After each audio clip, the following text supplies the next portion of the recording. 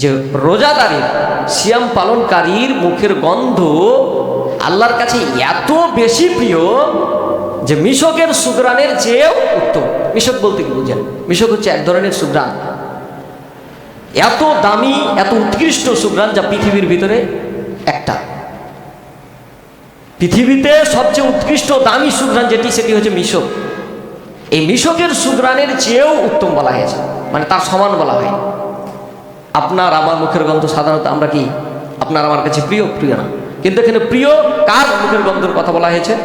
যিনি রোজা রাখেন, মানে রোজাদারের মর্যাদা সম্মান বৃদ্ধি করার জন্য কি রাসূলুল্লাহ সাল্লাল্লাহু আলাইহি ওয়াসাল্লাম কথা বলেছেন। তাহলে দেখেন যে রোজাদার ব্যক্তি আল্লাহর কাছে কতটা প্রিয়, কতটা প্রিয় হলে রাসূলুল্লাহ সাল্লাল্লাহু আলাইহি ওয়াসাল্লাম কথা বলেন। তারপরেও দুঃখজনক হলেও সত্য ভাইয়ের আমার, এত ফজিলতপূর্ণ হওয়ার পরেও, এত গুরুত্বপূর্ণ হওয়ার পরেও আমরা কি অনেকেই আছি যে এই সিয়ামের প্রতি অবহেলিত, সিয়ামের প্রতি গুরুত্ব দিই না। আপনি মুসলিম পরিবারে জন্মগ্রহণ করেও যদি আজকে সিয়ামের প্রতি অবহেলা করে, গুরুত্ব না দেন, সিয়াম না রাখেন, তাহলে আপনার যে হতভাগা দুর্ভাগা পৃথিবীতে আর কেউ হতে পারে? আপনি বলেন, যারা কাফির কাফির, মুশরিক মুসলিম, কিন্তু আপনি তো মুসলিম। আফসুস ভাইয়ের আমার, ভাইয়ের আমার, দেখেন এখানেই সিয়ামকারীর গুরুত্ব শেষ না। রাসূলুল্লাহ সাল্লাল্লাহু আলাইহি ওয়াসাল্লাম অন্য একটা হাদিসে বলেন, সিয়ামকারীদেরকে আল্লাহ তাআলা কি পুরস্কৃত করবেন। আল্লাহ তাআলার কাছে এই সিয়ামকারী কতটা পছন্দনীয় ব্যক্তি হলে আল্লাহ তাআলা রব্বুল আলামিন তাদেরকে দামি পুরস্কারে পুরস্কৃত করতে পারেন। সেই হাদিসের দিকে যাই আমরা। সহিহ বুখারীর 1894 নম্বর হাদিসে নবীজি সাল্লাল্লাহু আলাইহি ওয়াসাল্লাম বলেন, ইন্না ফিল জান্নাতি বাবান, নিশ্চয় জান্নাতে একটি দরজা রয়েছে। এখানেই বাক্য শেষ নয়, নবীজি সাল্লাল্লাহু আলাইহি ওয়াসাল্লাম তার পরের বাক্যে বললেন, ইউকালু লাহুর রায়আন, সেই দরজাটার নাম হচ্ছে রায়আন। এই রায়আন দরজা নামক একটা দরজা আছে, জান্নাতের দরজা। তারপরে সুসংবাদটা রাসূলুল্লাহ সাল্লাল্লাহু আলাইহি সাল্লাম দিলেন, আদখুলু মিনহুস সাইমুনা ইয়াউমাল কিয়ামা, কিয়ামতের দিন ওই দরজা দিয়ে কেবলমাত্র শুধুমাত্র সিয়াম পালনকারীরাই, রোজাদারেরাই কি করবে? প্রবেশ করবে। সুবহানাল্লাহ। আর সাইমুনা এটা জম্মু মুজাক্কারে সালেমের ইসিম, এমন একটা ইসিম, এই ইসিম দ্বারা বোঝানো হয়েছে পৃথিবীতে যত রোজাদার রয়েছে, যত সিয়ামকারী রয়েছে, সমস্ত সিয়ামকারীর কথা এখানে বলা হয়েছে, সমস্ত সিয়ামকারীদেরকে বোঝানো হয়েছে যে আদখুলু মিনহুস সাইমুনা ইয়াউমাল কিয়ামা, কিয়ামতের দিন সিয়ামকারীরাই কি করবে? এই রায়আন নামক দরজা দিয়ে জান্নাতে প্রবেশ করবে। লা ইয়াদখুলু মিনহু গায়রুকুম আহাদুন গায়রুকুম, তাদের ছাড়া আর কেউ কি করবে না? ওই রায়আন নামক দরজা দিয়ে জান্নাতে প্রবেশ করবে না বা করতে পারবে না। তাহলে দেখেন রোজাদার সিয়ামকারী ব্যক্তি আল্লাহর কাছে কতটা প্রিয় হলে আল্লাহ তাআলা রাসূল সাল্লাল্লাহু আলাইহি সাল্লাম, মানে রাসূল সাল্লাল্লাহু আলাইহি সাল্লাম আল্লাহ তাআলার এই কথাটা বলতে পারেন যে আল্লাহ এই পুরস্কার রোজাদারের জন্য রেখেছেন। যারা সিয়াম পালন করবে তারাই কি করবে? এই রায়আন নামক দরজা দিয়ে প্রবেশ করবে। আর যারা সিয়াম পালন করবে না তারা কি এই জান্নাতের দরজা দিয়ে প্রবেশ করবে না। তো কিয়ামতের দিন একটা জিনিস দেখেন, যে কিয়ামতের দিন যখন আল্লাহ তাআলা ঘোষণা করবেন যে তোমরা যারা সিয়াম পালন করেছিলে পৃথিবীতে, তোমরা তারা কি করো? এই রায়আন নামক দরজা দিয়ে তোমরা চলে যাও। তো যারা সিয়াম পালন করেছে তারা তো যাবে, এই ঘোষণা তো দুনিয়াতে আমরা শুনেছি, আর শুনেই তো আমরা সিয়াম পালন করেছি। আর যারা সিয়াম পালন করেনি তারাও শুনেছে, কিন্তু অন্যান্য দেশের লোক যাবে কিনা আমি ওটা বলতে পারবো না, কিন্তু আমি মনে করি যে বিশেষ করে বাঙালিরা যাবে। কিন্তু আপনাকে সত্য কথা আমি বলছি, মানে এরা কিন্তু সবসময় সুযোগ কাজে লাগানোর চেষ্টা করে, মানে দুনিয়াতে যেভাবে চলে অভ্যস্ত ওখানেও ওই অভ্যাসটা কাজে লাগানোর চেষ্টা করে। যারা সিয়াম পালন করেছে তারা তো যাবে, কিন্তু যারা সিয়াম পালন করেনি তারাও কিন্তু দৌড় মারবে, কিন্তু দৌড় মেরে কোনো লাভ নেই। ওই ধরা কি?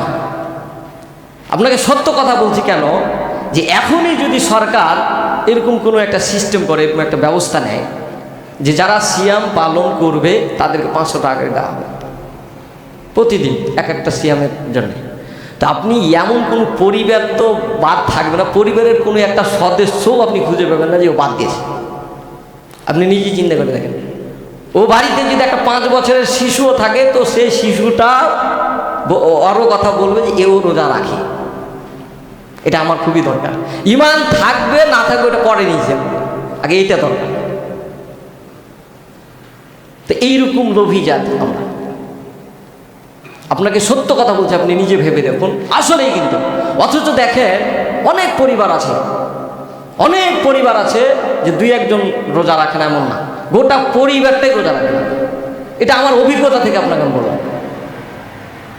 ওরা বুঝতেই পারেনি যে এটা রমজান মাস, ও জানেই না। আমি এটা কয়েকদিন মানে রমজান মাস পড়ার পরে আমি বলছি এই কথাটা বারবার, ও জানেই না। এতে এইরকম যদি একটা সিস্টেম করা হয়, উনি রোজা না রাখলেও মানে মানুষকে বুঝাইবে আর কি যে আমি রোজা রাখছি, সিয়াম রাখছি, এরকমভাবে সেটা আর কি গ্রহণ করবে। তো সম্মানিত দিনী ভাইরা আমার, আসলে আমাদের ভিতরে তাকওয়া, আল্লাহ ভীতি, পরহেজগারিতা নাই, পরকালীন জবাবদিহিতার ভয় আমাদের ভিতরে নাই, মৃত্যুটাকে আমরা সেরকমভাবে চিন্তা করি না, যার কারণে আমরা আজকে এইরকম মানে এইসব আমলের প্রতি অবহেলিত। আপনি একটা বিষয় কি নোট করেছেন যে শুধুমাত্র রোজাদাররাই এই রাইয়ান নামক জান্নাতের দরজা দিয়ে প্রবেশ করবে, আর কেউ করবে না। মানে এই রোজাদারেরা আল্লাহর কাছে কত মানে বড় মেহমান আপনি চিন্তা করতে পারেন। আপনি যখন কোনো আয়োজন করেন বা একজন রাজা যখন আয়োজন করে, একটু চাপাচাপি হয়ে বসেন তো মানুষজন হয়তো বসতে পারছে না, একটু সবাই নিজেও বসেন, অন্যকে বসার একটু সুযোগ করে দেন, ভালোভাবে বসেন। তো দেখেন আল্লাহর কাছে এত বিশেষ অতিথি, যে কোনো রাজা যখন কোনো আয়োজন করে তখন তার কিন্তু বিশেষ অতিথিদের জন্য দরজাও আলাদা করে, খাবার, টেবিল, চেয়ার সব কিছু কিন্তু একদম স্ট্যান্ডার্ড লেভেলের হয়, আলাদা করে। তো পৃথিবীতে অনেক বান্দা রয়েছে আল্লাহ তাআলা, এই অসংখ্য বান্দা বান্দির মধ্যে বিশেষ বান্দা, বিশেষ অতিথি তারাই যারা সিয়াম পালন করবে। সুতরাং আমরা এই সিয়ামের প্রতি অবশ্যই কি করব, গুরুত্ব দেব। আল্লাহ তুমি আমাদের সকলকেই কবুল করো, সবাই বলি আমিন। রব্বুল আলামিন যারা সিয়ামের প্রতি গুরুত্ব দিচ্ছে না, সিয়াম রাখছে না, আল্লাহ তুমি তাদেরকে হেদায়েত দান করো, সবাই বলি আমিন। তারাকে পরিবর্তন করো, সবাই বলি আমিন। সম্মানিত দিনী ভাইরা আমার, আমরা এখন জানার চেষ্টা করব যে এই রমজান মাস, দেখেন এত গুরুত্বপূর্ণ একটা মাস, এই মাসে আমলগুলি আসলে কোন আমলগুলি আমাদের করা দরকার। দেখেন সর্বপ্রথম আমল হচ্ছে রমজান মাসের সিয়াম পালন করা। এটা হচ্ছে সর্বপ্রথম আমল, এটা হচ্ছে ফরজ, এটা আদায় করতেই হবে। আর 2 নম্বর আমল হচ্ছে তারাবির সালাত আদায় করা। দুঃখজনক হলেও সত্য, 2-1 দিন প্রথম যখন আপনার তারাবি প্রথম দিন যখন পড়লাম, মানে এইরকমভাবে পর্যায়ক্রমে 2-4-5 দিন মানে মোটামুটি এসছে, এই তারাবির প্রতি গুরুত্ব দিয়েছে। কিন্তু আস্তে আস্তে স্লো হতে হতে মানে এমন হয়েছে যে মানে তারাবিতে মানে সেরকম আর লোক খুঁজেই পাওয়া যাচ্ছে না, এরকম মনে হচ্ছে, মানে কম এক কথায় বলা যায়। হ্যাঁ, তো দেখেন আমরা কিন্তু ওই যে ফসলা মশালা গ্রহণ করি, মানে আমরা কিন্তু করি ওইটাকে আমরা জানার চেষ্টা করি, আলেম ওলামার কাছ থেকে ফতোয়া নেওয়ার চেষ্টা করি যে কোনো মানে ফাঁকফুক আছে নাকি, যে তারাবিটা কোনো রকম ছাড়া যায় নাকি। হ্যাঁ, দিয়ে এই সমস্ত প্রশ্ন আমরা কিন্তু করি আলেম ওলামাকে, এটা আমরা কিন্তু দেখতে পাই, জানতে পারি, শুনতে পারি। হ্যাঁ, শুনতে পাই যে আসলে একটা মানুষ সিয়াম রাখছে সারাদিন, তো সে মানুষটি যদি তারাবি না পড়ে তার সিয়াম হবে কিনা। দেখেন এই চিন্তাটা আপনার কেন আসবে? অন্য মাসে কি তারাবি আছে আপনি বলেন? অন্য মাসে তো তারাবি নাই, তো সিয়ামের জন্যই তারাবি।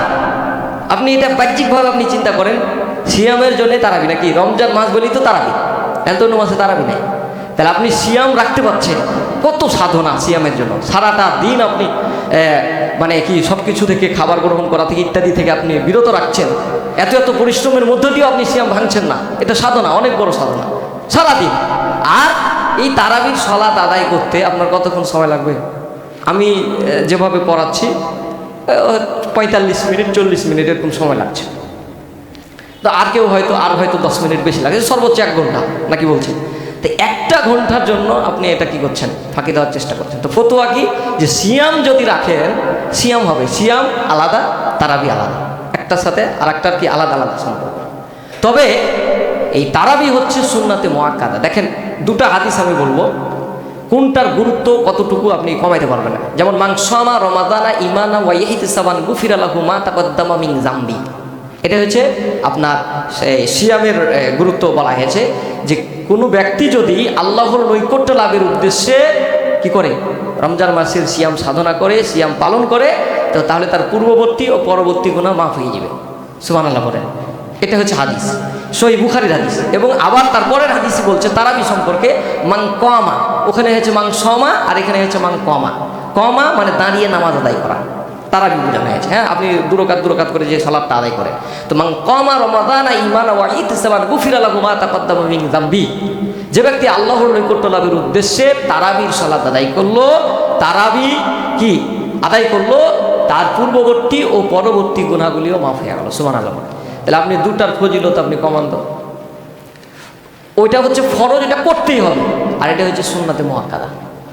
এটা আপনি যদি না করেন, আপনি যদি ইচ্ছাকৃত বারবার আপনি এভাবে ছাড়েন, তাহলে অবশ্যই আপনি কিন্তু গুনাহগার হবেন।